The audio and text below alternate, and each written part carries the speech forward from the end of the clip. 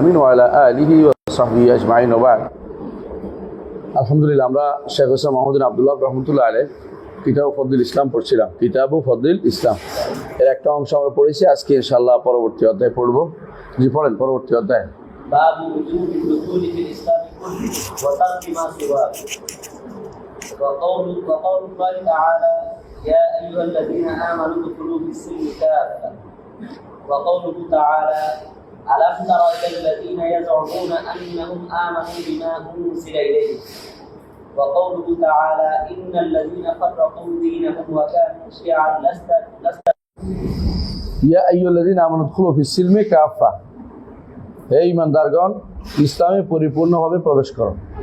আর পরিপূর্ণ প্রবেশ করলে, ইসলামে পরিপূর্ণ প্রবেশ করলে সে বাইরের কোনো কিছুর প্রয়োজন বোধ করবে না। কারণ বেশিরভাগ মানুষ বাইরের জিনিস কখন আনে? একটা হচ্ছে জাহাল থেকে, ইসলাম সম্পর্কে না জানাতে। আর একটা হচ্ছে ইসলামকে যথেষ্ট মনে না করার কারণে। আরেকটা হচ্ছে প্রবৃত্তিকে প্রাধান্য দেওয়ার কারণে, প্রবৃত্তি এবং বিবেকের চাহিদাকে প্রাধান্য দেওয়ার কারণে, আকলকে প্রাধান্য দেওয়ার কারণে। ধরে একটা জিনিস আমরা আপনাদের বলি, এই যে সাহাবায়ে কেরাম রাদিয়াল্লাহু আনহুম আজমাইন, তারা কোনো বেদাত করে নাই। তারা এই দর্শন শাস্ত্রের কোনো রকমের কাজ করে নাই, মানে কোনো দর্শন শাস্ত্র নিয়ে কোনো তাদের কর্মকাণ্ড ছিল না। কালাম শাস্ত্র তারা জানে নাই। এই তাহলে বোঝা গেল ওরা কি নিয়ে যথেষ্ট ছিল? ইসলাম নিয়ে। ইসলামটাকে তারা মনে করেছে পরিপূর্ণ। আল্লাহ যেটা বলছে আর ইয়াউমা আকমালতু লাকুম দীনাকুম ওয়া আতমামতু আলাইকুম নি'মাতি, এটাকে তারা বিশ্বাস করে তারা নিজেদের জীবনের প্রতিটি সমস্যার সমাধান ইসলামে পেয়েছে। আপনিও যদি কোনো সেটা খোঁজেন, আপনিও পাবেন। যত বেশি মানুষ জাহালতে ভুগবে ইসলাম সম্পর্কে, তত বেশি সমাধান বাড়বে। আপনি দেখবেন ইসলাম সম্পর্কে না জানার কারণে প্রশ্ন তো অনেক আসে, আর যে বেশি জানে সে প্রশ্ন করা লাগে না, তার উত্তর তার মাথার ভিতরে এসে গেছে।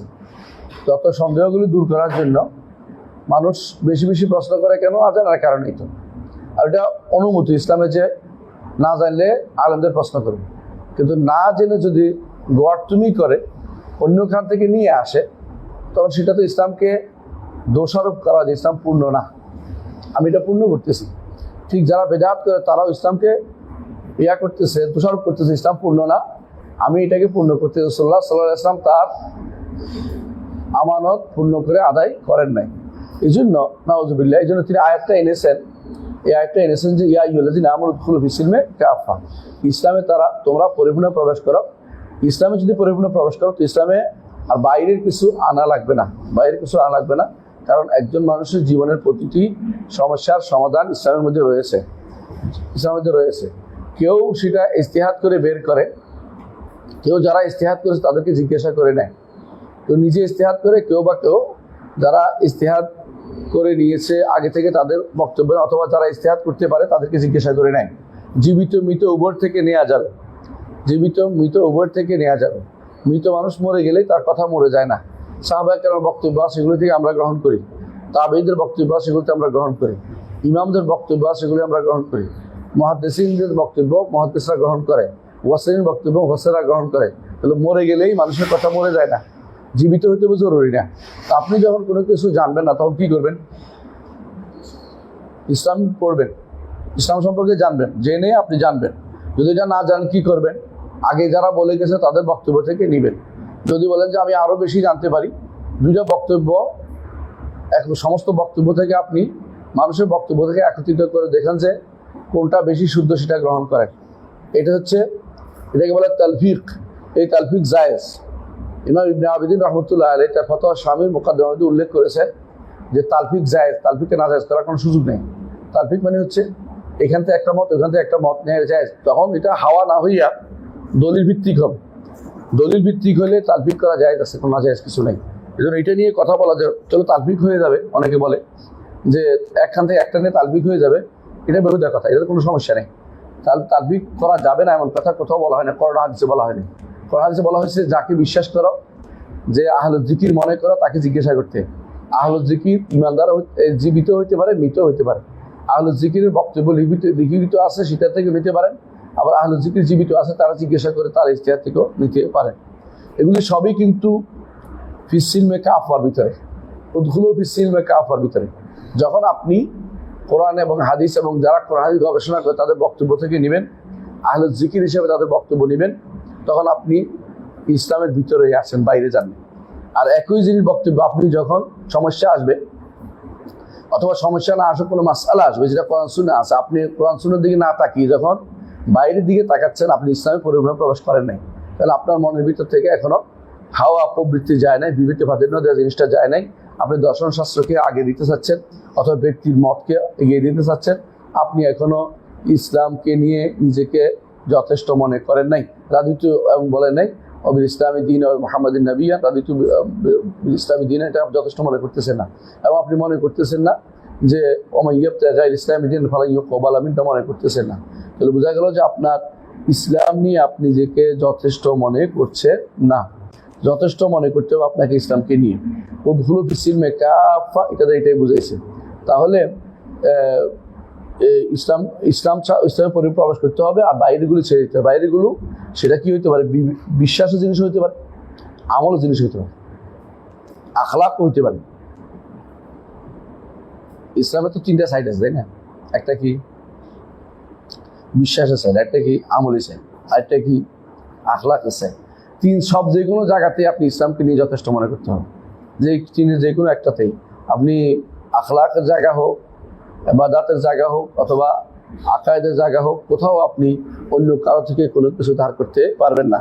যদি ইসলামে প্রবেশ করেন, আপনি ইসলামকে পরিপূর্ণ পাবেন। আল্লাহ ওয়াদা করেছে, রাসূল বলেছেন, তারাকতুকুম আল বাইদা লাইলুহা কানাহারিহা, সেখানে অন্য কিছু আনার কোনো সুযোগ নাই। অন্য কিছু সেটা আকীদাতেও কেউ আনতে পারে, ইবাদতেও কেউ আনতে পারে, আবার আখলাকেও কেউ তৈরি করতে পারে। এগুলি সবই অগ্রহণযোগ্য বলে বিবেচিত হবে। এই আয়াতের অর্থ এটা, ইয়া আইয়ুহাল্লাযীনা আমানু উদখুলু ফিস-সিলমি কাফা, সূরা বাকারার 208 নম্বর আয়াত। দ্বিতীয় আয়াত বলা আছে ওয়াকাউলুহু তাআলা আলাম তারা আল্লাযীনা ইয়াজউমুনা আন্নাহুম আমানু বিমা উনজিলা ইলাইকুম। আপনি কি তাদেরকে দেখেননি যারা মনে করছে? জাম শব্দের 2টা অর্থ। একটা অর্থ হচ্ছে মনে করা, আরেকটা অর্থ হচ্ছে বিশ্বাস করা। তো যে বিশ্বাসটার কোনো ভিত্তি নাই, এটাকে কোরআনে কারীম বিভিন্ন জায়গাতে জাম শব্দ উল্লেখ করা আছে। এবং যারা নিজেরাও এটাকে স্যাটিসফাইড না, কিন্তু এটা নিয়ে মানুষকে বিভ্রান্তি করে, এরও জাম। আর কখনো কোনো জাম দিয়ে কাউকেও বুঝায়, বলেছেন বুঝায়, এরা বলে এটাও বুঝায়। কোরআনে কারীমে হাদিসে আছে, রাসূলুল্লাহ সাল্লাল্লাহু আলাইহি ওয়াসাল্লামের কাছে এক বেদুইন এসে বলে, ইয়া রাসূলুল্লাহ, আপনার দূত মনে করেছে, জামা রাসূলুকা, আসলে মনে করার অর্থ বলেছে, এখানে কাউল কাল অর্থে। তো জামা কখনো কালার অর্থ হয়, কখনো শখের অর্থ হয়। এখানে শখের অর্থ না, এগুলিতে হচ্ছে তারা এটা বলেছে। আর এখানে জাম কেন বলা হলো? কারণ এটা হেদায়েতের উপর না, এটা হচ্ছে সম্পূর্ণরূপে বিভ্রান্তির ভিতরে থাকা। এই জন্য বিভ্রান্তি থাকলে এরকম মনে হইতেই পারে তাদের কাছে। এই জন্য এটাকে, যেহেতু অগ্রহণযোগ্য কাজ, সেটাকে জাম হিসেবে উল্লেখ করা হয়েছে। ইন্নাল্লাযীনা ইয়াজউমুনা আন্নাহুম আলাম তারা আল্লাযীনা ইয়াজউমুনা আন্নাহুম আমানু বিমা উনজিলা ইলাইকা ওয়া মা উনজিলা মিন ক্বাবলি। একটু তো আমরাও করি, তাই না? আল্লাযীনা ইয়াজউমুনা বিমা উনজিলা ইলাইকা ওয়া মা উনজিলা মিন ক্বাবলি। আমরা ঈমান রাখি, আমাদের উপর যা নাযিল হয়েছে বা আগে যা নাযিল হয়েছে, তো ঈমানদারের কাজ, মুত্তাকির কাজ। কিন্তু সমস্যা হচ্ছে আল্লাহ তাআলা কেন বলছেন যে এরা বলে, এরা জাহাম কেন করে? পরেরটা এদের এই কথাটাকে মিথ্যা প্রমাণ করে দিবে। পরেরটা কি? ইউরিদুনা আন ইয়াতাহাকামু ইলা তাগুত, তারা চাচ্ছে তাগুতের কাছে বিচার প্রার্থী হতে। অথচ বিচার কি ইসলামে আছে না? প্রত্যেকটা বিচার আছে না? আছে। তো বিচার প্রার্থী যে হয়, এরা বিচার প্রার্থী যারা হয় তাগুতের কাছে, তারাও কাফের, যারা বিচার করে তারাও কাফের। তবে যদি কোনো এটা মনে করে যে আমি বিচার প্রার্থী হয়েছি বিচার নেওয়ার জন্য না, রিডিউস করার জন্য, কারণ আমাকে তাকে যদি কোনো আমি বিচার পাতে ছেড়ে দিই তো আরো বেশি আমাকে জুলুম করবে, আমি তাকে বন্ধ করার জন্য যে কোনোভাবে হোক তাকে কি করতে পারি, আটকানোর জন্যই তাদের কাছে আছে। এই নিয়ত থাকলে শুধুমাত্র যেই ব্যক্তি চাইবে বিচার, তার জন্য বৈধতা পাবে। কিন্তু যেই ব্যক্তি বিচার করবে তার জন্য কোনোদিনই বৈধতা নেই, বরং তিনি তাগুত হবেন। কারণ তিনি ইচ্ছাকৃত আল্লাহর বিধানের বিরুদ্ধে বিচার কার্য পরিচালনা করেছেন, তিনি তাগুত হবেন। এই জন্য তাগুত আল্লাহর বিধানকে যে ব্যক্তি পরিবর্তন করে অন্য বিধান দেয়, আল্লাহর বিধানকে পরিবর্তে অন্য কিছু দিয়ে পরিবর্তন করে নাই, নিজেই পরিবর্তে দিয়ে দিছে। দুইটা পার্থক্য বুঝছেন তো? একটা বালাম গ্রন্থ হয়ে গেছে, একটা বালাম গ্রন্থ বানায়নি। এই দুই অবস্থাতেই এই লোক যদি কোনো মনে করে, এখানে আবার পার্থক্য আছে, যদি কোনো মনে করে যে এই আইন আল্লাহর আইন এখন চলবে না, তাহলে তাগুত। যদি কোনো মনে করে আমিও দিতে পারি এটার মতো, তাহলে তাগুত। যদি কোনো মনে করে যে আল্লাহর আইনকে পরিবর্তন করে, তখনও তাগুত, ইচ্ছাকৃত। তাহলে সার্বিক অবস্থায় সে তাগুত হওয়ার জন্য কেউ হালাল মনে করে, সেটাও তাগুত।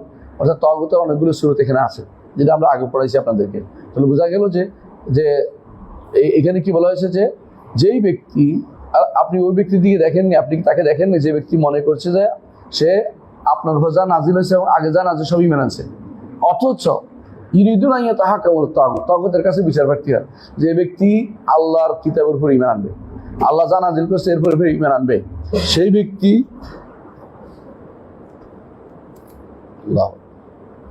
ব্যক্তি কখনো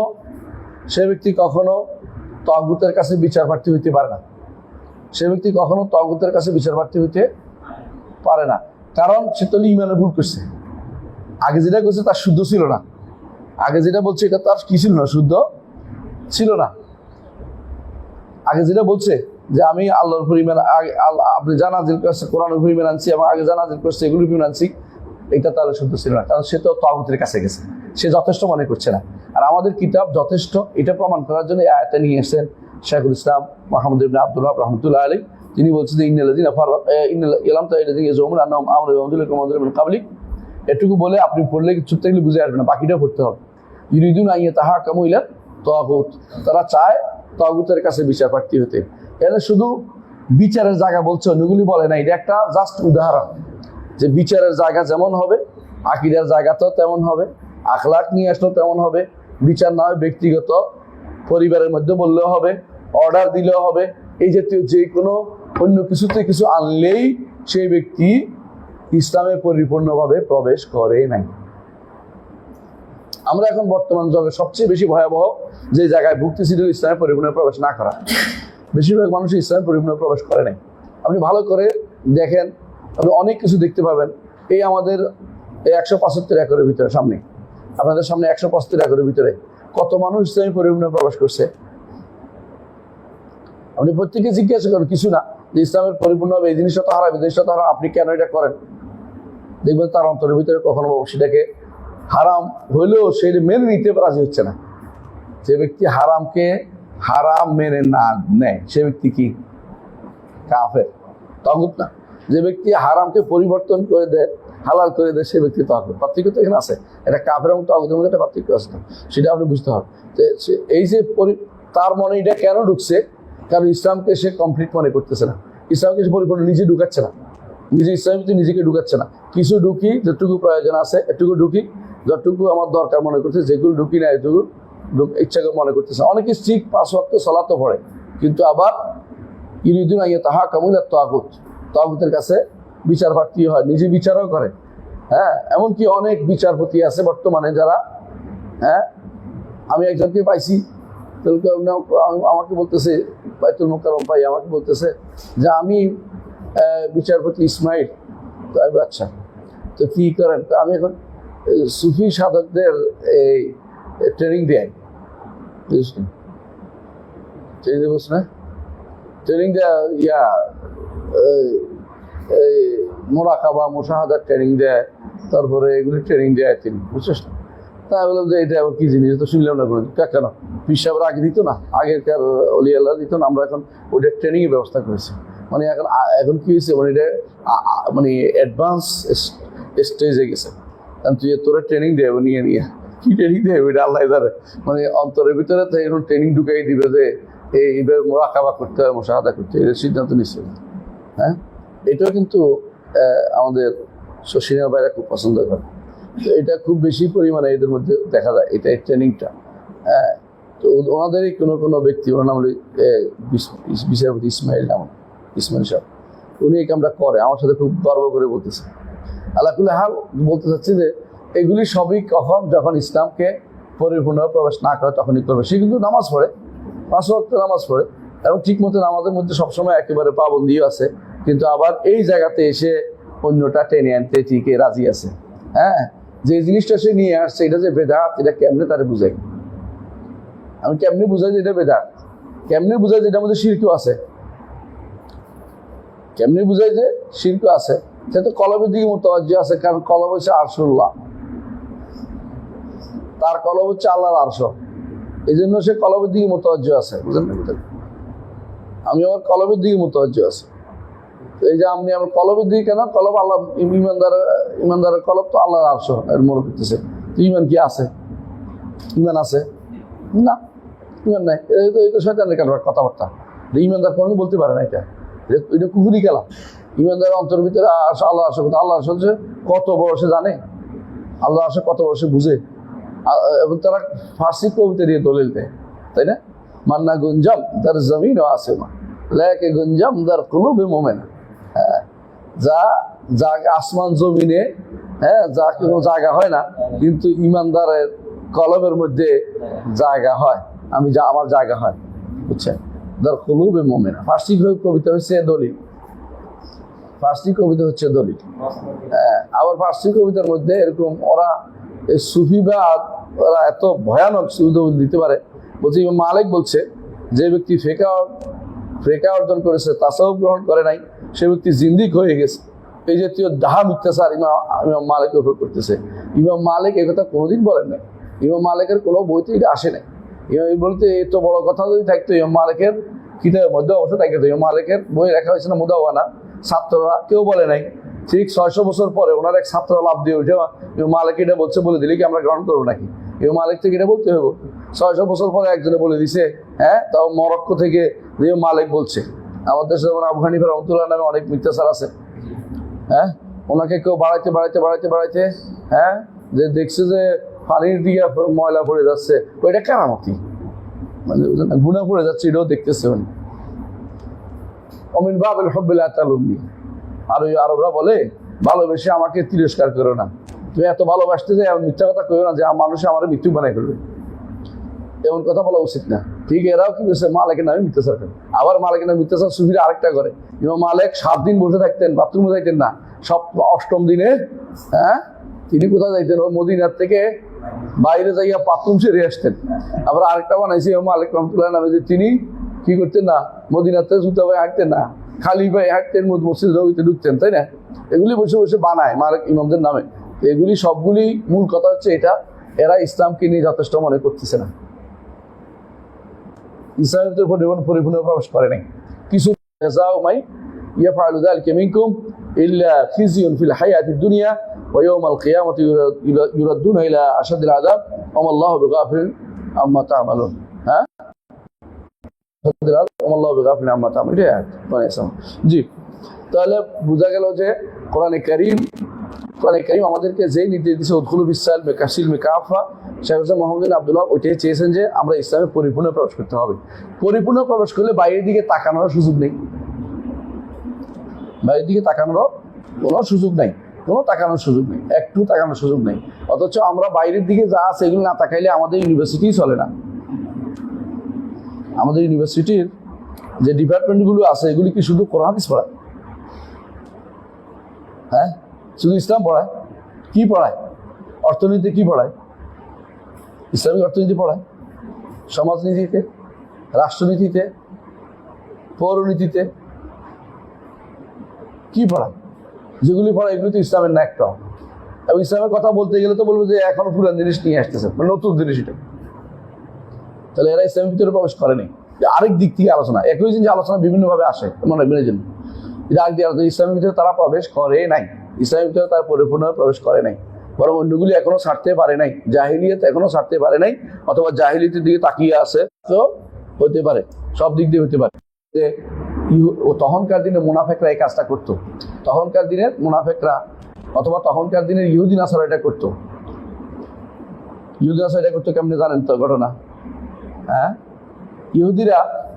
ইহুদির মধ্যে এক লোক আইসা বিচার চাইছে কার কাছে? মুনাফিকদের মধ্যে এক লোক আইসা বিচার চাইতে গেছে এর কাছে, কাব ইবনে আশরাফ গেছে। ওমরের কাছে ঘটনা শুদ্ধ না, এই জন্য বললাম না, আরেকটা ঘটনা আছে। কাব ইবনে আশরাফের কাছে বিচার চাইতে গেছেন। কারণ মুসলমানদের বিচার তার কাছে ভালো লাগে না। অথচ সে দাবি করে যে সে মুসলিম, সে মনে করে যে সে ইমান আনছে, আল্লাহ যা নাযিল করেছে তার উপরে, আগে যা নাযিল করেছে তার উপরে। অথচ বিচার প্রার্থী হয়েছে কার কাছে? কাব ইবনে আশরাফ। এই জন্য যখন তাগুতের একটা তাফসিরও আসছে কাব ইবনে আশরাফ, এর অর্থ কি? মানে এই ঘটনার সাথে রিলেটেড এটা।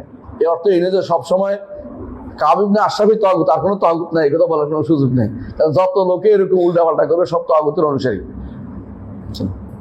তাহলে ধর্মনীতি, রাষ্ট্রনীতি, পৌরনীতি, সমাজনীতি সবগুলি ইসলাম থেকে নিতে হবে।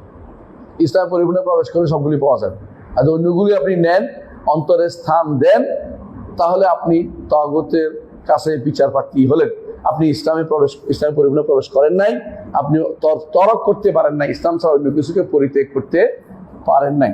আচ্ছা, এরপরে বলছেন শেখ যে ওয়াকাউলুহু তাআলা, আর আল্লাহর বাণী, ইন্নাল্লাযীনা ফাররাকু দীনাহুম ওয়া কানু শিয়াআন লাস্তা মিনহুম ফি শাই। নিশ্চয়ই যারা ফাররাকু দীনাহুম, দিনকে ভাগ ভাগ করে ফেলেছে। কোন কোন কেরাতে ফারাকু দীনাহুম আছে, মানে দিনকে তারা বন্টন করেছে, মানে ভাগ করে ফেলেছে, আলাদা করে ফেলেছে, আলাদা আলাদা করে ফেলেছে। ওয়া কানু শিয়া, এবং সেটাকে কি করেছে? হ্যাঁ, দল উপদলে ভাগ করছে। হ্যাঁ, যারা দিন থেকে আলাদা হয়েছে এবং দল উপদলে ভাগ হয়েছে। লাস্তা মিনহুম ফি শাই, আপনি তাদের কোনো ব্যাপারে আপনি নাই, কিছুতে আপনি নাই। আচ্ছা, দিনকে ভাগ কারা করেছে? দিনকে ভাগ কারা করেছে? দিন কখন পর্যন্ত পরিপূর্ণ বলে সবাই স্বীকার করে দুনিয়া? রাসূলের যুগ না? তারপরে মূল ধারা যেটা, সাহাবায়ে কেরাম দিনকে পরিপূর্ণ পেয়েছে না? তাবেঈন ইমামরা পরিপূর্ণ পাইছে না? এর বাইরে যারাই ভাগ হয়েছে ওরাই কি করছে? ফেরকা হচ্ছে। এরা কারা? খারেজিরা। সাহাবায়ে কেরামের নীতি পছন্দ হয় না। কি পছন্দ হয় না? সাহাবায়ে কেরাম হচ্ছে গণমানুষ, তারা হচ্ছে গণমানুষ, মানে তারা মনে করে সাহাবায়ে কেরাম কিছুই বুঝতো না, তারা শুধুমাত্র তোতার মতো পড়ে যাইতো, আর ওরা বুদ্ধিমান, বুঝছে। এই জন্য তারা কি করবে? রাষ্ট্রের বিরুদ্ধে ষড়যন্ত্র করবে, রাষ্ট্রের বিরুদ্ধে আন্দোলন করবে। খারেজিদের একটা বড় নীতি হচ্ছে রাষ্ট্র, আর কোনো চিন্তা তাদের নাই। রাষ্ট্রের চিন্তা যত মানুষের মাথায় তুলছে, মনে করে খারেজি বলে তার মধ্যে কিছু না কিছু আছে। রাষ্ট্রের চিন্তা আসবে কার? হ্যাঁ, শাসকের। রাষ্ট্র চিন্তা, যার রাষ্ট্র চিন্তার দরকার তা, আর যখন দরকার তখন। সারাক্ষণ রাষ্ট্র চিন্তা তো আমার কাজ না। যখন দরকার কখন? যখন রাষ্ট্রপতি বানাবেন, যে আপনাদের দায়িত্ব, আমাদের দায়িত্ব, সবার দায়িত্ব। কিন্তু এর বাইরে রাষ্ট্রপতি হয়ে যাওয়ার পরে ভুল হলে তাকে কি করতে হয়? সংশোধন করতে হয়। কিভাবে? বলার মাধ্যমে। যদি শোনে, সরাসরি বলার মাধ্যমে। যদি সরাসরি বলার সুযোগ না থাকে, তাহলে ভুলটা ধরার মাধ্যমে। ব্যক্তিকে বলা না, ভুলটা ধরার মাধ্যমে। এটা হারাম, এটা হারাম, এটা হারাম। ব্যক্তিকে ধরলে আপনি এটা কি হবে? তার মধ্যে রিয়েক্ট হবে, এবং সে হক নেওয়ার চেয়ে না নেওয়াটাই বেশি তার সম্ভাবনা আছে। ইসলাম এই জিনিসটা খুব পছন্দ করে। হ্যাঁ, এই বাইরে যতগুলি মানুষে আজকাল বেশি বেশি এই রাষ্ট্রচিন্তা নিয়ে যান বেরোচ্ছে, ইমান ও আকীদার কোনো খবর নাই, আমলের খবর নাই। বেশিরভাগের মধ্যেই খারেজিপনা অথবা শিয়াপনা অথবা মানে বিভিন্ন ফেরকার তাদের দ্বারা ফেরকা দ্বারা প্রভাবিত হয়েছে। তাহলে এরা খারেজিরা কি করেছে? ইসলামকে কুল মনে করে নাই। ইসলাম সাহাবায়ে কেরামের ইসলামকে যথেষ্ট মনে করে নাই। সাহাবায়ে কেরামের শেষের দিকে সাহাবায়ে কেরাম জীবিত ছিল, কিন্তু কেউ কি খারেজি হয়েছে? কেউ খারেজি না। কথা কি বুঝতে পারছি? কেউ খারেজি হয়। বোঝা গেল খারেজিদের মতটা, খারেজিদের বুঝটা সাহাবায়ে কেরামের বুঝের সাথে মিলে নাই। আর যেই বুঝটা সাহাবায়ে কেরামের বুঝের সাথে মিলে না, সেই বুঝটা কি নয়? সঠিক নয়। এবং সেই বুঝটাই হচ্ছে বাইরের থেকে নেয়া বুঝ, ইসলামে সম্পূর্ণভাবে প্রবেশ করে। কারণ ইসলাম কমপ্লিট হচ্ছে সাহাবায়ে কেরামের দ্বারা। এর আগে যুগেও কমপ্লিট ছিল, এর আগেও কমপ্লিট ছিল। তো রসুলের যুগে, সাহাবীদের যুগে মা আনা আলাইহি ওয়া আসহাবি সেটা কমপ্লিট ছিল। এরপরে যখনই মানুষ ভিন্ন ভিন্ন মত নিয়ে আসছে, ইসলামের ভিতরে তারপর প্রবেশ করে বাইরের দিকে তাকাইছে। বাইরের দিকে তাকানো, যেমন এখন আন্দোলন, যদি কোনো আপনি ইসলামের উপর থাকেন তাহলে তো আপনি আন্দোলন করতে পারবেন না, অনেকে বলে। মানে তাহলে আন্দোলনটা করতে কি নিছে? বাড়িতে। কোনটাতে? গণতন্ত্র অথবা মানসতন্ত্র অথবা মুক্তন্ত্র থেকে নিচ্ছেন। এই যে এই যে আন্দোলনটা নিচ্ছেন আপনি, এটা তো আপনি ইসলামের ভিতরে পান না বলে নিচ্ছেন। আপনি ইসলামের ভিতরে পাওয়ার জন্য দলিল পাচ্ছেন না, কারণ দলিল খুঁজে খুঁজে শেষে বলে দৌড় দেয় কি সাহাবায়ে কেরাম কিছুই করেন নাই, কারণ তারা আসলে করতে সক্ষম ছিলেন না। মানে ইমানি জজবার অভাব মনে করতেছে, ইমানি জজবার অভাব মনে করছে অনেক, নাউজুবিল্লাহ। আপনি তো তাদেরকে বলেন যে এই কাজের পক্ষে আপনি দলিল দেন, প্রথমে দলিল দিবে একটা বানোয়াট, যদি না পারে বানোয়াট দিতে তো শেষে একটা অপব্যাখ্যা বানাবে, অপব্যাখ্যা যদি না পারে শেষে কইব যে ওনাদের সময় ওনারা সাহসী ভূমিকা পালন করতে পারেন নাই, ওই যে একজনে করছে অমুকে কি করছে উনি, এটা যদি কোনো শাসকের বিরুদ্ধে নাও হয় তো ওনাদের কাছে এইটাই দলিল যে এটা বলছে, কারণ এই উনি তো কথা একটা বলছে, কথাটা কোথায় বলছে, কথাটা কোথায় বলছে, রাস্তায় রাস্তায় বলছে, মিম্বার উপর বলছে কিনা, এই জিনিসটা তাদের কাছে নাই। হ্যাঁ, পরিবর্তন হিসেবে পরিবর্তন করবেন, আপনার ক্ষমতা থাকলে পরিবর্তন করবেন, আলাদা কথা, কিন্তু পরিবর্তন না থাকলে শুধু শুধু আপনি এটা নিয়ে রেশারেশি করা, ভাগাভাগি করা, এটা আমাদের নিয়মিত পড়া। এটা খারিজের কথা বললাম। শিয়ারা কি করছে, ভাগ করছে কেমনে? সাহাবায়ে কেরাম সবার প্রতি আমাদের ভালোবাসা আছে, শিয়ারা কি করছে, কিছু মানি কিছু মানি না, ভালোবাসি একজনকে একজনকে ঘৃণা করি, এই তো ফালসাফা, এই নীতি তৈরি করে দিয়েছে। এটা হলো ফারদেক তাসুব, ভাগ করে তুমি কি করো, শাসন করো, ভাগ করো আর শাসন করো, এই চিন্তা চেতনা নিয়ে তারা তৈরি হয়েছে এই শিয়ারা। তো এই শিয়ারাদের এই চিন্তা চেতনা এখনো কাজ আছে, এখনো কাজ করে যাচ্ছে, সারা দুনিয়াতে এখনো কাজ করে যাচ্ছে। তাহলে বোঝা গেল যে যারা এই জাতীয় ভাগ করে, তারা মানে দিনকে এইভাবে যত ইসলামিতে পরিপূর্ণ প্রবেশ না করে, যারা এই জাতীয় ভিন্ন মত নিয়ে আলাদা হয়ে গেছে, ভাগ হয়ে গেছে, দল হয়ে গেছে, আল্লাহ তাআলা বলছেন লাস্তা মিনহুম ফি শিয়া, আপনি তাদের মধ্যে নেই। এরা খারেজি হইতে পারে, শিয়া হইতে পারে, মুরজিয়া হইতে পারে, কাদারি হইতে পারে, জাবারি হইতে পারে, আশারি হইতে পারে, মাতুরিদি হইতে পারে, মুতাজিলা হইতে পারে, যেগুলো আমরা বলি মৌলিক আকিদা, মৌলিক ফেরকা, তো এগুলি মৌলিক ফেরকা, তো এগুলি যেগুলি বলছি এগুলি হচ্ছে মৌলিক ফেরকা, ইসলামের মধ্যে মৌলিক ফেরকা এরা। এর বাইরেগুলি সবগুলো এগুলি থেকে শাখা হয়েছে, এগুলি থেকে শাখা হয়েছে। 72 ফেরকা জবাব এগুলিতে শাখা হয়েছে, এগুলি আসতে সামনে আলোচনায় যে 72 এগুলিরই শাখা, এগুলিরই শাখা। তাহলে এই বোঝা গেছে যে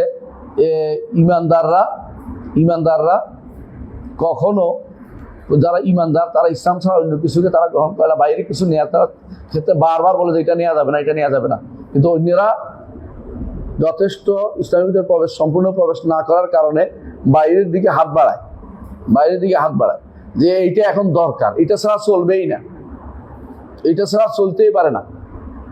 হ্যাঁ, এটা ছাড়া চলতেই পারে না, বুঝুন কিনা? আমাদের একজন আমাকে প্রশ্ন করেছে আজকে, আপনাদের শোনার জন্য বুঝছি, বলতেছে যে একজনে টাকা দিবে আরেকজনকে, এখন সুদ নিবে না, এখন বলতেছে আচ্ছা তুমি সুদ নিও না, তুমি সার্ভিস চার্জ হিসেবে দিও।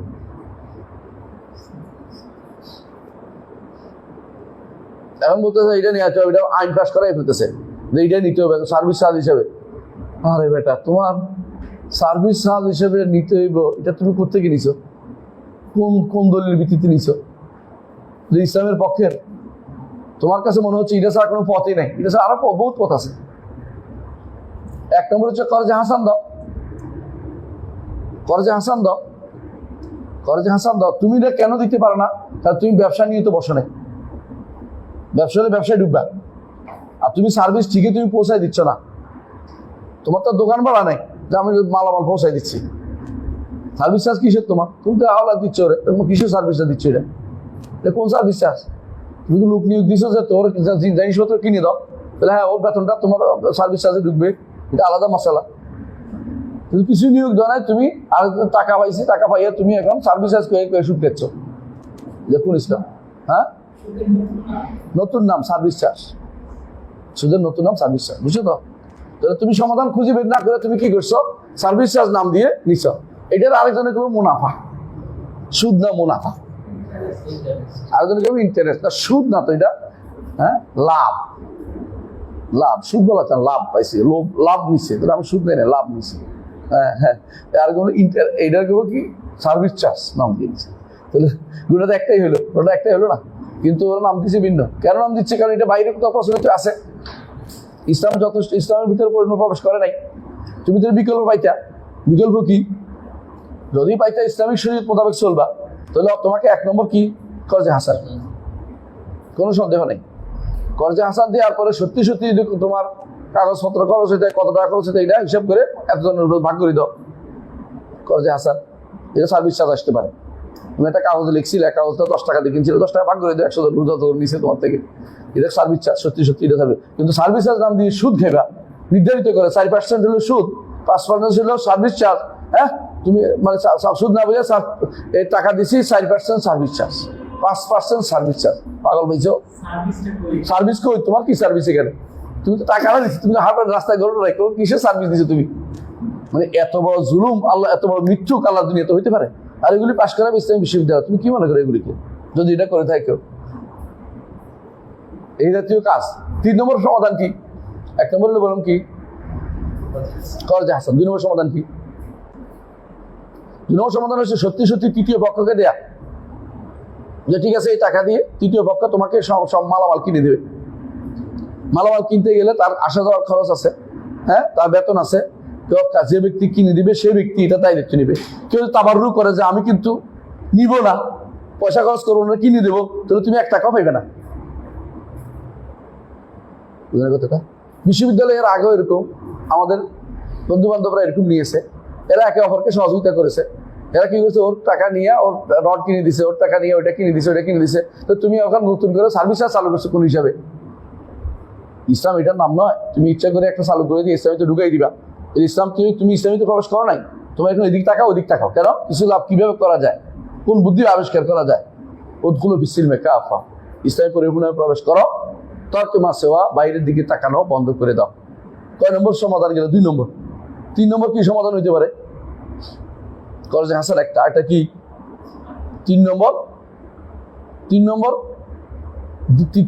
তৃতীয় মাধ্যমে করো, 3 ধরনের মাধ্যমে করো, তাই না? চতুর্থ হলো তুমি নিজেই বলছো আমি টাকা না দিয়ে আমি তোমাকে সরাসরি লগ্নি করবো। নিজেই লগ্নি করো, তুমি নিজেই লগ্নি করো যে আমি তোমাকে মাল কিনে দিচ্ছি, নিজেই করো। ব্যবসা তুমি যুক্ত হয়ে যাও, মুশারাকায় যাও, মুদারাবায় যাও, এটাও করতে পারো।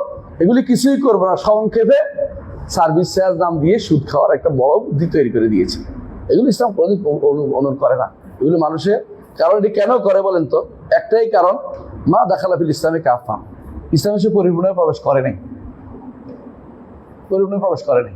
সে এখন ইসলামও রাখতে চায়, দাড়িও রাখতে চায়, হ্যাঁ, নামাজও পড়তে চায়, ইসলামিক লেভেলও রাখতে চায়, কিন্তু আবার মন বলে যে তাহলে কিভাবে হবে? সমাধানটা কি?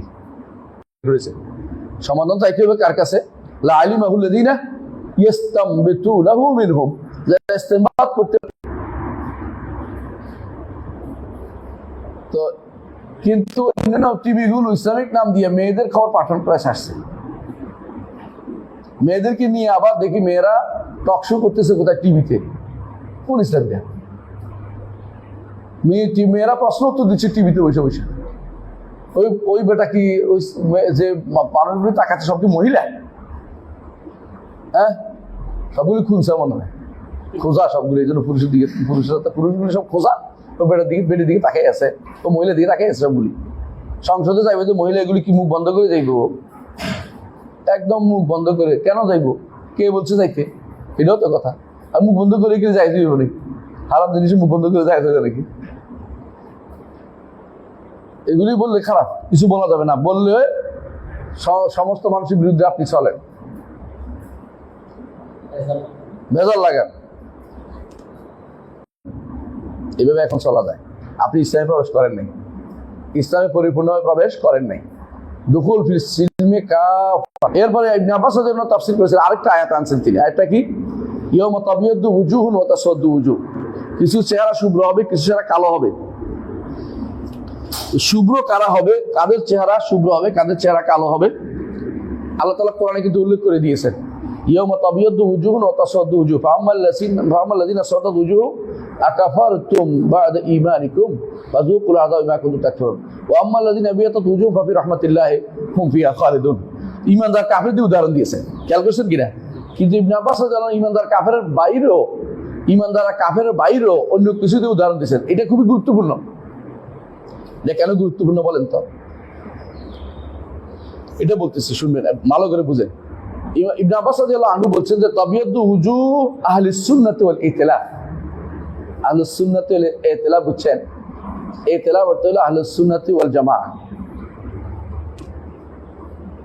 বুঝছেন কিনা? আহলুস সুন্নাত ওয়াল জামাতের, এটা কার? ইবনে আব্বাসের বক্তব্য না, সাহাবায়ে কেরাম বলছে না। তারপরে কিছু মানুষ আসবে গবেষক, হ্যাঁ গবেষক না গোয়েষক, তো এরা টানে বলতেছে যে আহলুস সুন্নাহ ওয়াল জামাত নাম দিলেও তো বেদাত হয়ে যাচ্ছে, মানে মানুষের কাছে বলা যাবে না। তো নামটা কে দিছে? ইবনে আব্বাস দিছে।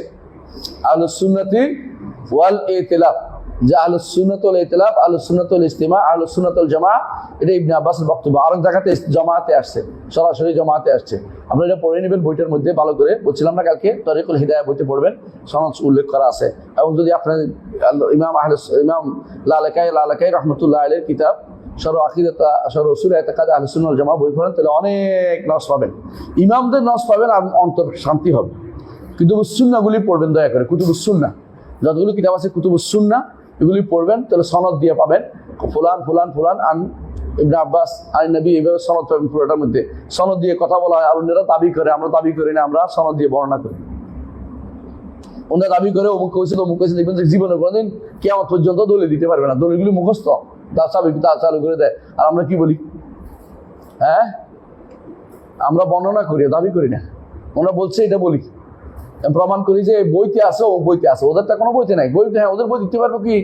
পরবর্তী একজনের দিচ্ছে, যার সাথে সনদের কোনো সম্পর্ক নাই, যার সাথে সনদের কোনো সম্পর্ক, এমন একটা বক্তব্য দিয়ে দিয়ে অমুকে বলছে, অমুকে সনদ দেখ, সনদ দেখ। এই পদ্ধতি অবলম্বন করেছে আমার রাসেল। এদেরকে জিজ্ঞে এমনভাবে সনদ ধরছে, বেলাল বিন আলীরা একদম ফিট, আর উত্তর দিতে পারেন। রাসেল উদ্দিনে চিনছেন? আমাদের ইয়াতে ঝিনাইদহ আসে মাঝে মধ্যে আমার কাছে, ভালো মাশাআল্লাহ সুন্দর ধরছে। এরকম আপনারা বুঝতে হবে যে ওরা বেশিরভাগই দাবি করে, বলবে একবার বলবো যে এটা ইয়া বলছে, ইমাম আবু হানিফা বলছে, কিন্তু আবু হানিফার কথা বলে না, মিথ্যা কথা বলছে। আবার একবার বলবে যে এটা ইমাম ইবনে মুবারক বলছে, আসলে ইবনে মুবারক সেই ইবনে মুবারক না, এগুলো জাইদি মুতাজিলি এক ইবনে মুবারক আছে, এটা নিয়ে হ্যাঁ আমাদের বিখ্যাত আব্দুর রহমান আব্দুল্লাহ ইবনে মুবারককে বানিয়ে দিচ্ছে, মানে এটা দোকান দিচ্ছে আমাদেরকে, বুঝলেন না? আবার কখন দেখবেন যে অমুকে বলছে, বলে কোথায় আছে, বলে না লিখেছে, না লিখে এটা আমি কি ভুল বলতেছি নাকি, আমার কথা দলিল। হ্যাঁ, এরপর যদি বলে দলিল, দলিল লাগবে না, আমরা আবেগে শুনি, আবেগ, আবেগের জায়গা, দলিলের জায়গা না, ধমক দিয়ে কথা বলে শেষ করে দিচ্ছে। এটা তো ইসলামের কথা না। ইসলামের কথা হলে অবশ্যই দলিল দিতে হবে, প্রত্যেকটা কথা দলিল লাগবে। যেটা দলিল নেই, এটা নিয়ে কোনো মাতামাতি নেই আমাদের কাছে। আচ্ছা আসেন, আমরা যে কথা বলতে চাচ্ছিলাম, তাবিয়াদু উজু আহলুস সুন্নাহ, আহলুস সুন্নাতের চেহারা কি হবে? শুভ্র হবে। এটা কার কথা? ইবনে আব্বাস রাদিয়াল্লাহু আনহু। ওয়া তাসওয়াদু উজু আহলিল বিদআহ ওয়াল ইখতিলাফ, বুঝছেন তো? এবং যারা আহলুস সুন্নাহ জামাতের চেহারা শুভ্র হবে এবং বেদাতি এবং মত বিচ্ছিন্ন হয়ে পড়ছে, মতভেদের উপর লিপ্ত, এদের চেহারা কালো হবে। তাহলে বোঝা গেল বড়টা হইলে ছোটটা দিয়ে উদাহরণ দেওয়াতে নিষেধ নাই। বড়টা হইলে ছোটটা দিয়ে উদাহরণ দেওয়াতে কোনো নিষেধ নাই। বড় কোনো কাজ হয়ে গেলে ছোট কিছু উদাহরণ দিলে এটা নিষেধের ভিতরে পড়ে যায়। এর প্রমাণ হচ্ছে আরেকটা জায়গা উল্লেখ করে দিই আপনাদেরকে, ওমা ইউমিনু আকসারুহুম বিল্লাহি ইল্লা হুম মুশরিকুন, তাদের অনেকেই আল্লাহর উপর ঈমান রাখে, তবে তারা শিরিক পিছুতে ঈমান রাখে। এটা যদি কোনো কেউ আল্লাহর উপর ঈমানও বলে আর কবরে একটা চিন্তা করে, শিরিক না? এটা শিরিক। কিন্তু ইবনে আব্বাস রাদিয়াল্লাহু আনহু এই উদাহরণ দেন নাই, তিনি উদাহরণ দিয়েছেন এটা, যে যদি কুকুরে ঘেউ না করতো তাহলে আজকে সরে সব নিয়ে যাইতো। এটা দিয়ে উদাহরণ দিছে। এই উদাহরণ দেওয়ার অর্থ কি? ওইটা না, ওইটা ওনারা কেন এটা উদাহরণ দিয়েছে? ওনাদের সমাজের মধ্যে এরকম ভয়াবহ শিরকে লিপ্ত হওয়ার মতো, কবর সিজদা করার মতো লোক ছিল না। যে অংশটুকু সেই সমাজের ভিতরে প্রচলিত ছিল, এইটা দিয়ে তারা সেই উদাহরণটা দিয়েছেন। কথা বুঝছেন কিনা? ওনাদের সমাজে, ইবনে আব্বাসের সমাজে ওই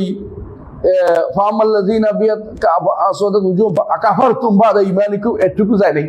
ওনাদের সমাজের মধ্যে বেদাতি ঢুকিয়ে ঢুকেছিল। কারা ঢুকছে? আপনি ইবনে আব্বাসের সমাজে হ্যাঁ কাদারি ঢুকছে, জাবারি ঢুকছে, মুরজিয়া ঢুকছে, মুতাজিলারা না, জাহমিয়ারা ঢুকছে। হ্যাঁ, এই সময় এগুলি ঢুকে গেছে অলরেডি, এবং ঢুকে গেছে এই সময় আরো কিছু শিয়াদের অবস্থান ঢুকে গেছে, হ্যাঁ খারেজির অবস্থান ঢুকে গেছে। এই জন্য ইবনে আব্বাস রাদিয়াল্লাহু আনহু তিনি আহলুল বিদআহ বলতে কাদেরকে বুঝাইছেন? বুঝছেন তো? তার সময় যারা আহলুল বিদআহ ছিল তারা ছিল শিয়ারা। এখনো আহলে বেদাত শিয়ারা, কোনো সন্দেহ নেই। তার সময় যারা আহলে বেদাত ছিল খারিজিরা, এখনো তারা খারিজি। ঠিক অনুরূপভাবে আহলে বেদাত বলতে তার সময় কাদারিরা, এখনো কাদারিরা আহলে বেদাত। তার সময় যেটা ছিল তিনি যাদেরকে আহলে বেদাত বলছেন, তিনি কি সাহাবায়ে কেরামকে বলছেন? নাউযুবিল্লাহ। তো কাদেরকে বলছেন?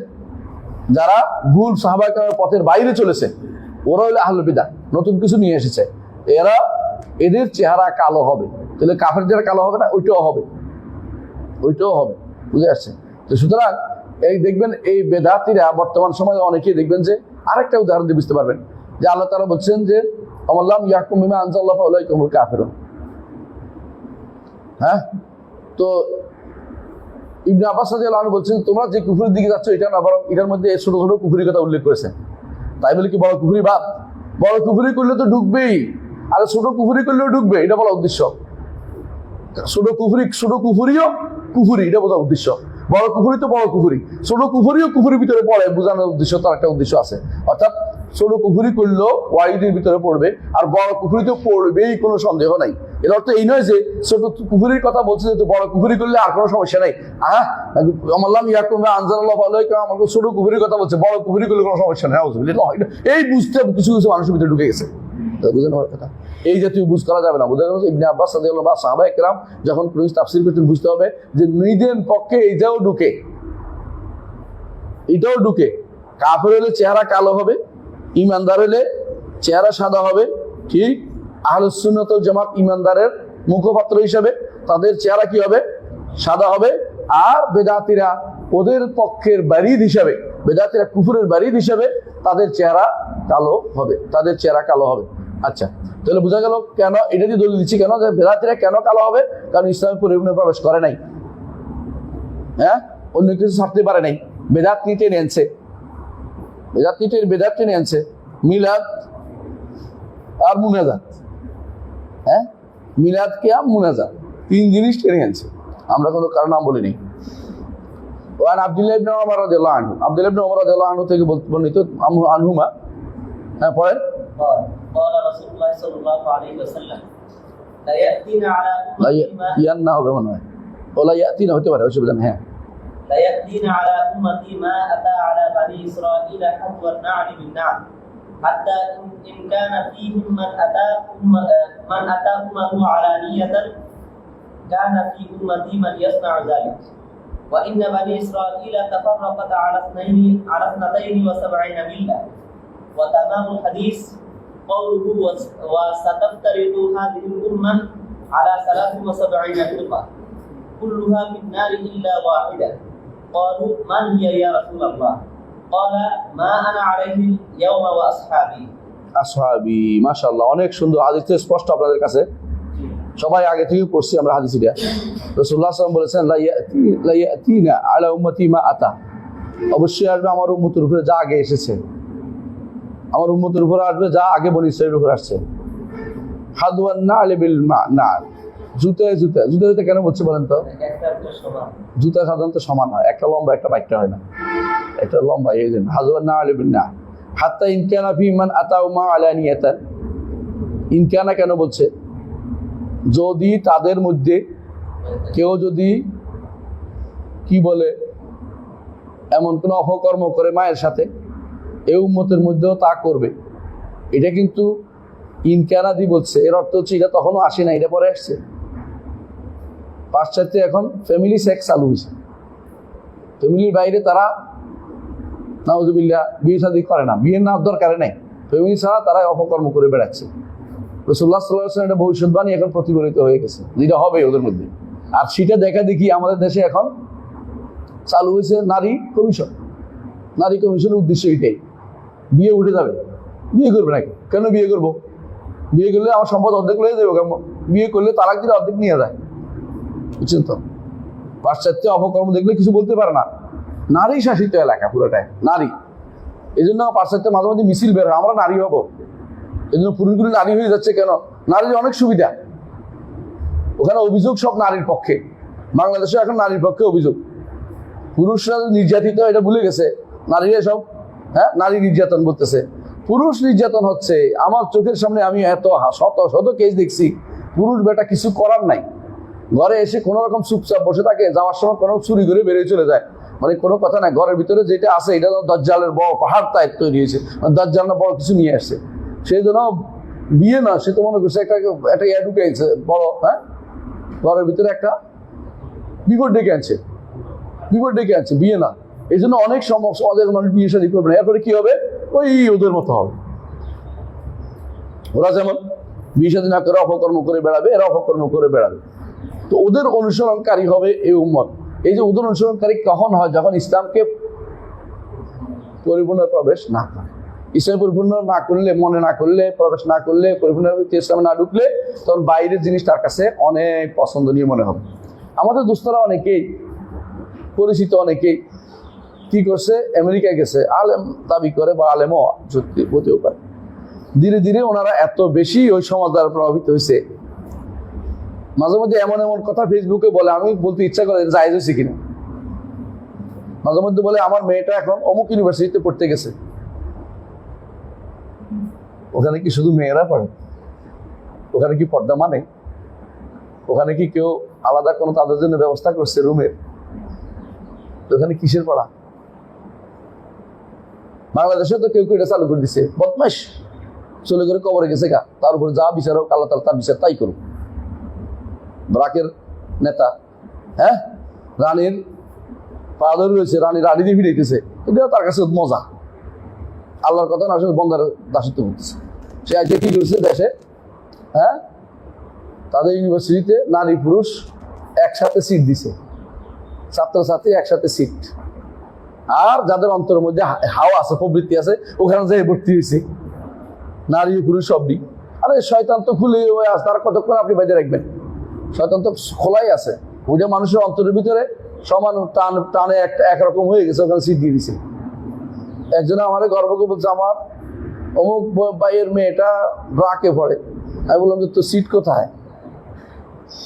আর কিছু বলি না, সিট কোথায় দিছে আর কিছু বলি না, আবার কথা বলে না।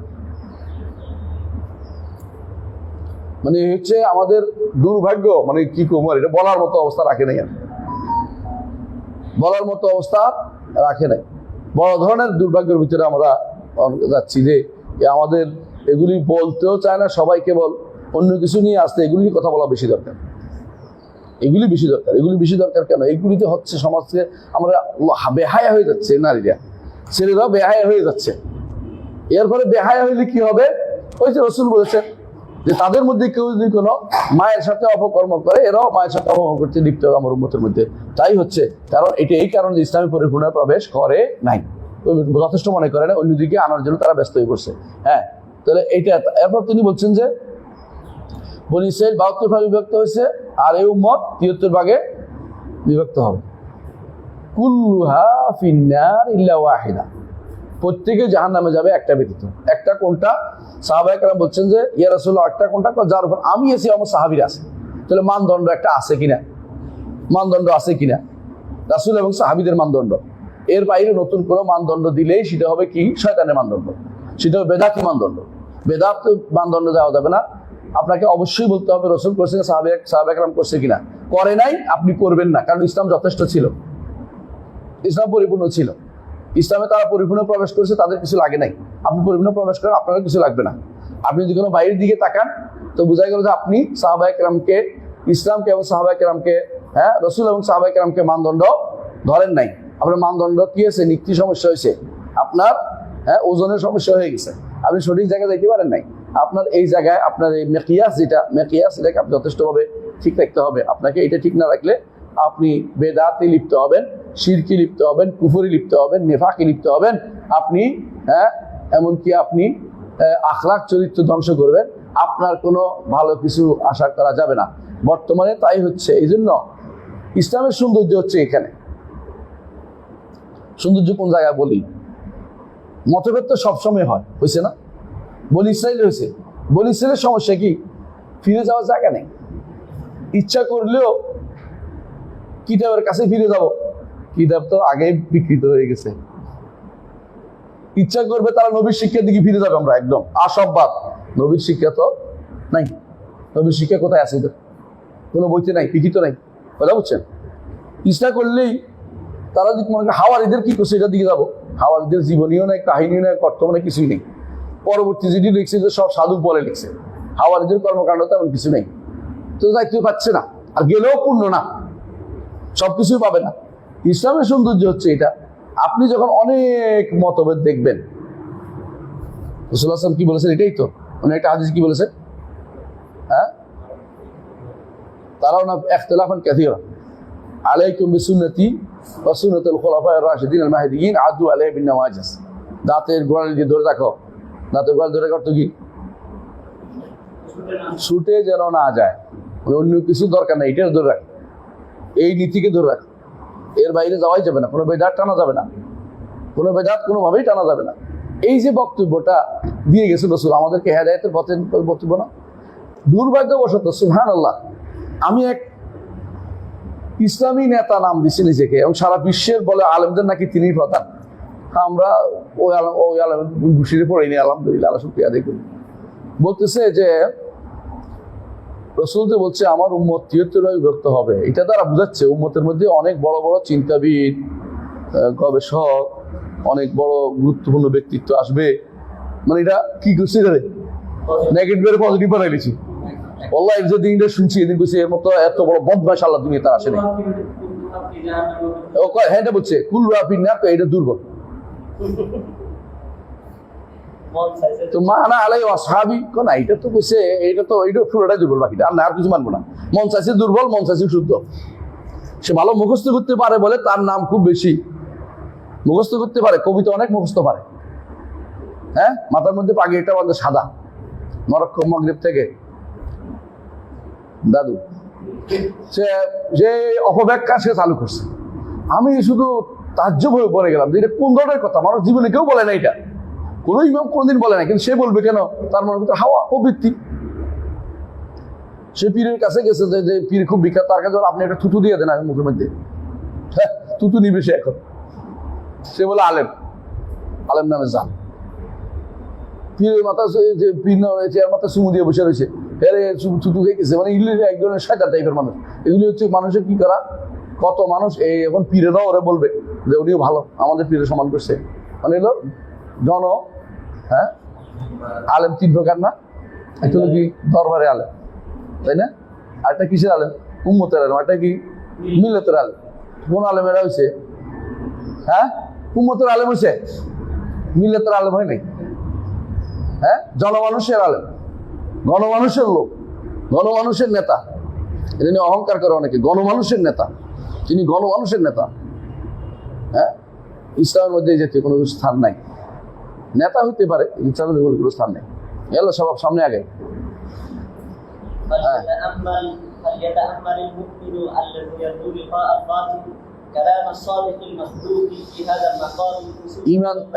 ইমানদার যেন চিন্তা করে, যিনি আল্লাহর সাথে সাক্ষাৎ করে এবং ইমানদার সাক্ষাতের আশা করে। কারা সাক্ষাতের আশা করেন তো, করেন তো, আবার কিছু মানুষ সাক্ষাতে আশা করে না, কারণ সাক্ষাৎ তো হবে না, সাক্ষাৎ হলে তো দিক হয়ে যাবে, সাক্ষাৎ হলে দিক হয়ে যাবে, সাক্ষাৎ আশা করে না, ওরা জান্নাতে যেতে চায় কিন্তু আল্লাহর সাথে সাক্ষাৎ আশা করেন। হ্যাঁ, কি করতে হবে, সেজন্য চিন্তা করে কালাম সাদিক আল মাসদুক ফি হাযাল মাকাম, এই অবস্থায় সাদিক আল মাসদুকের কথা নিয়ে চিন্তা করবে, অর্থাৎ রাসূলুল্লাহ সাল্লাল্লাহু আলাইহি ওয়াসাল্লাম তিনি সাদিক, এবং তাকে আল্লাহ তাআলা নিজে মাসদুক সত্য বলে তারই ঘোষণা করেছেন। হ্যাঁ,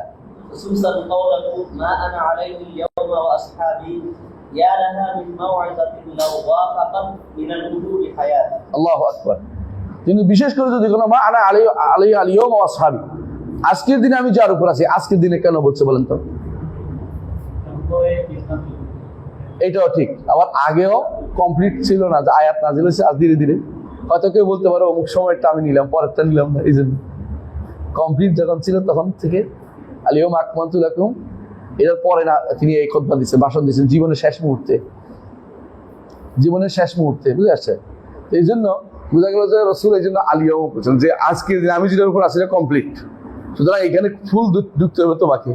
তুমি মনে করতে পারবো না যে আগে তো রাসূলের আগে তো যেমন হজ ফরজ হয়েছিল না, পরে ফরজ হয়েছে, এরকম আমরাও কিছু ঢুকাবো, সব চলবে না। আজকে কমপ্লিট হয়ে গেছে, দিন কমপ্লিট হয়ে গেছে, দিনের মধ্যে তুমি কিছু ঢুকাইতে পারবে না, আর পরেও কিছু ঢুকানোর সুযোগ নাই, আগেরও কিছু যথেষ্ট, রসুল যেদিন বলছেন সেদিন থেকে বলছেন যথেষ্ট।